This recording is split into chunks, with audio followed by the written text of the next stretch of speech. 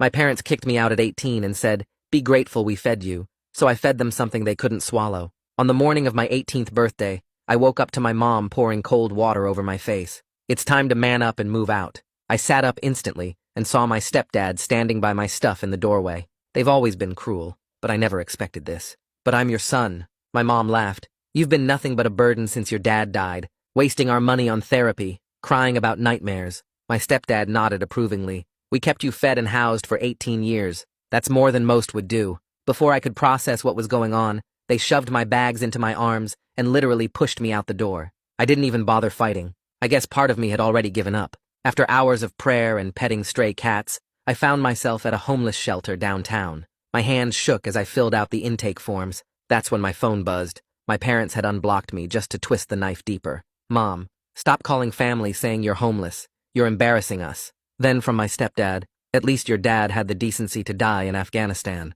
Facepalm emoji. I lost it. Right there in that plastic chair, I just broke down sobbing. The counselor, this tired-looking woman, touched my shoulder. "Honey, what's wrong?" I showed her the texts. She was reading them when her eyes drifted down to my intake form. Her whole body went rigid. "Wait." Her voice came out strange. "Michael Krzyzewski? Your father died in Afghanistan?" "Yeah," I managed. "When I was 6. She gripped the edge of her desk. "Did you ever see the body? Attend a burial?" I stared at her in disbelief. "Excuse me, James, did anyone from the military ever visit after? Check on you?" Not really. No, I don't know." "Wait, why are you asking me this?" Her hands click-clacked on her Chromebook.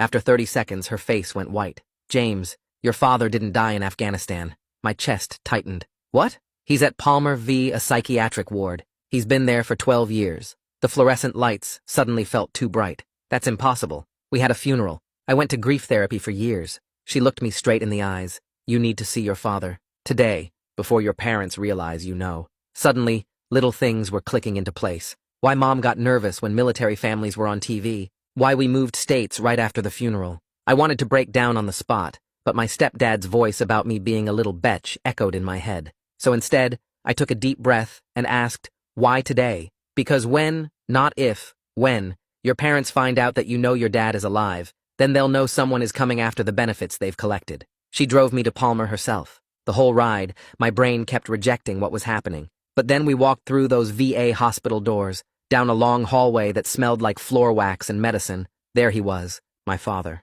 Not the stepdad who beat me, or my mom's other secret boyfriends who tried to win me over with vintage vinyls. My dad, who loved me. "Dad?" The word came out broken. He turned, and his whole face crumpled. "James? They told me I'd never see you again. They told me you hated me. I thought you were dead." I could barely